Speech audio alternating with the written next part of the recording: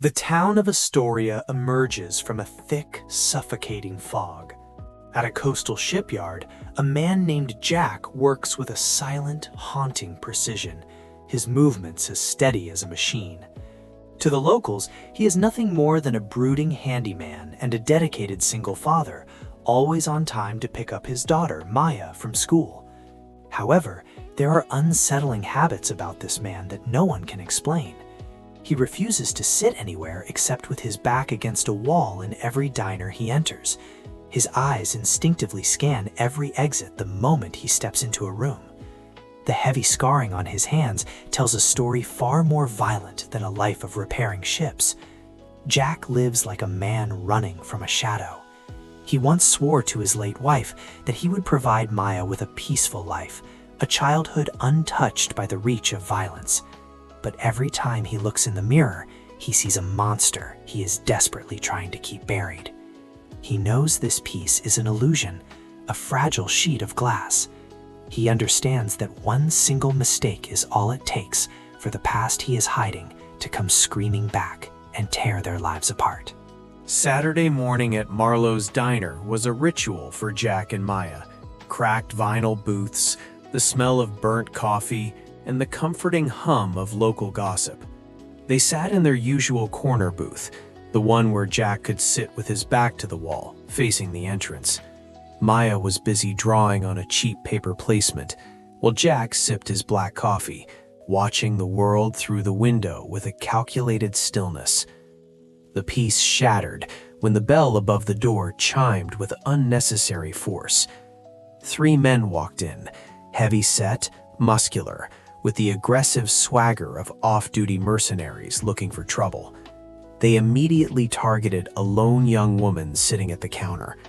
She was wearing an army specialist uniform, her shoulders tensed as she tried to disappear into her book. The harassment started small, snide comments about her service, a forced seat too close to her personal space. But it escalated rapidly. One man knocked her book to the floor, while another stepped on it before she could reach down. The diner went silent. The waitress froze with a coffee pot in hand, and the regulars looked away, eyes glued to their plates, choosing the safety of silence over the risk of involvement. Jack's posture didn't change, but his focus shifted. His eyes, cold and distant, calculated the thread level. He felt Maya's small hand grip his sleeve. She wasn't drawing anymore.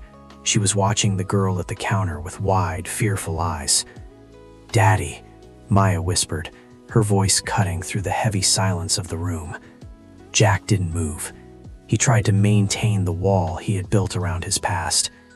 "Daddy, please help her," she urged, her voice trembling but filled with an absolute faith that her father could fix anything. At the counter, the leader of the group grabbed the woman's arm, his grip firm and menacing. "We're not done talking," he growled. The woman's voice cracked as she pleaded for him to let go. Jack set his coffee cup down.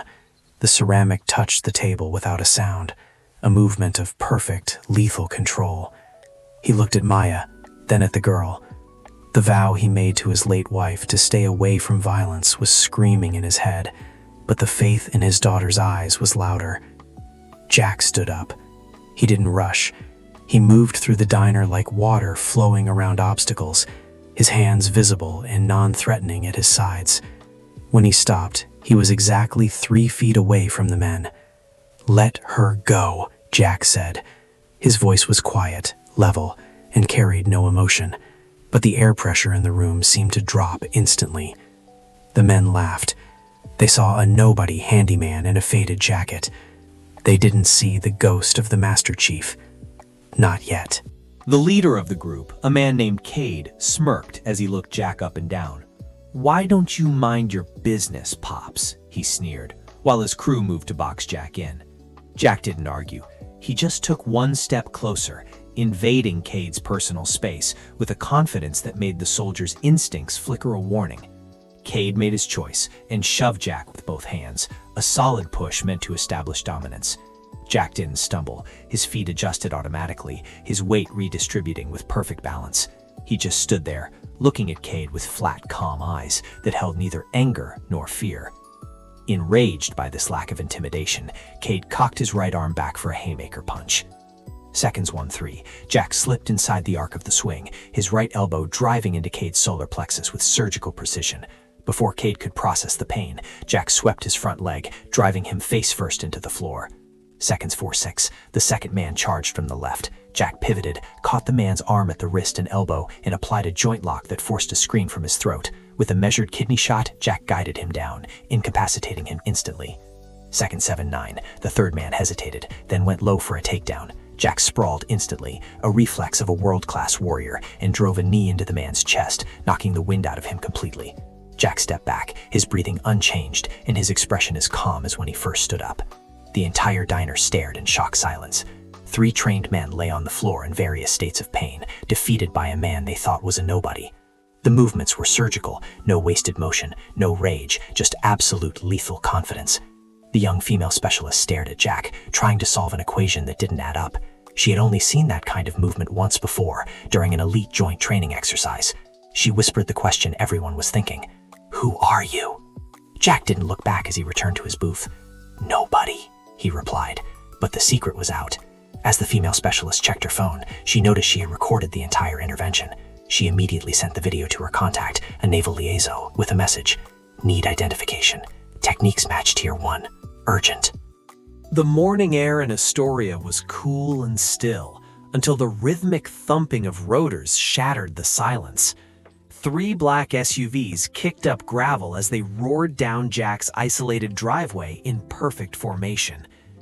Jack stepped out onto the porch, leaving the door ajar so he could hear if Maya woke up, his senses sharpening as his training took over. From the lead vehicle, 2 military police officers established a perimeter, followed by a Navy captain. But it was the man from the third vehicle who changed the atmosphere. Rear Admiral Lysander Quaid, a silver-haired commander with 4 stars glinting on his shoulder boards. Quaid approached the porch, his eyes taking in every detail of the man standing there. "Master Chief Petty Officer Ethan Cole," Quaid said, his voice carrying the weight of decades of command. Or should I say, former Master Chief. Jack, or Ethan, remained unmoved. "I go by Jack now, sir." The Admiral pulled a tablet from his jacket and played the diner security footage. "Textbook redirection," Quaid whispered as he watched Jack neutralize the 3 men. He revealed that the specialist Jack saved had been filing harassment complaints for months that the chain of command had buried. Because Jack stood up, those men were now facing court-martial. But the visit wasn't just a thank you. Quaid handed over a classified folder.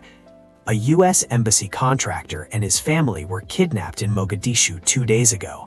The contractor's daughter is 8 years old, the same age as Maya. The Admiral made it clear the Navy needed the legendary Ghost back for one final 30-day mission, because only someone with his specific experience would succeed. Just then, Maya appeared in the doorway, clutching her stuffed rabbit, Captain. She looked at the Admiral and asked if he was there because her daddy had helped that lady. Quaid knelt to her level and replied gently, "I am. Your daddy did something very brave." As the Admiral departed, he left Jack with a card and 72 hours to decide. Jack stood on the porch, his protective wall now riddled with cracks. He looked at his hands, the same hands that had taken down 3 men in seconds, and the same hands that had held his infant daughter when his wife was buried. He was no longer just a father. The warrior had been summoned. For 3 days, time seemed to stand vents in the small house in Astoria. Jack went through the motions of his normal life, making meals and reading bedtime stories, but his mind was in Mogadishu. The classified folder sat on his kitchen counter, a silent reminder of a choice between the peace he had built and the lives he could save.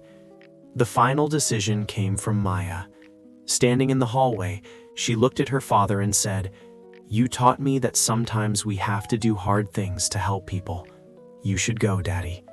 It was the final crack in the wall.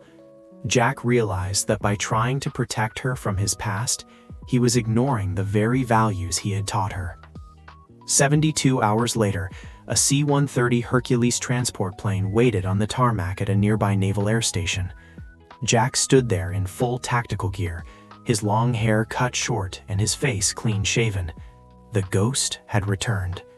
Maya stood beside him, wearing a navy ball cap several sizes too large. She handed him her stuffed rabbit. "Captain." "Take him," she said firmly. "He'll keep you safe." Jack tucked the worn toy into his tactical vest, right over his heart.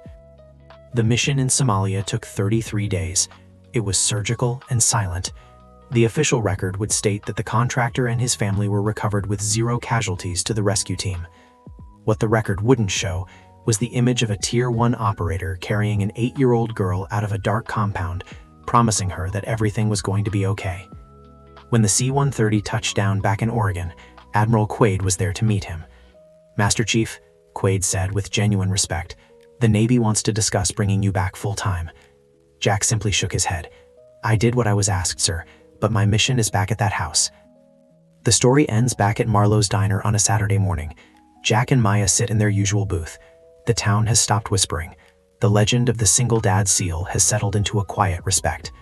At the counter, Specialist, now Sergeant, Cassio Rivendale, raises her coffee cup in a silent salute. Jack nods back, a man at peace. He has learned that he doesn't have to choose between being a warrior and a father. He is both, the protector and the provider. And for the first time in 5 years, that is enough. Jack's Ethan story is a powerful testament that true courage isn't found in the roar of gunfire, but in the choice to stand up for what is right, even when the price is your own peace.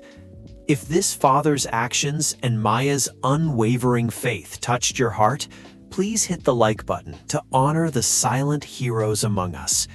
What do you think of Jack's choice? Should he have stayed in his quiet life? Or was he right to return to the military?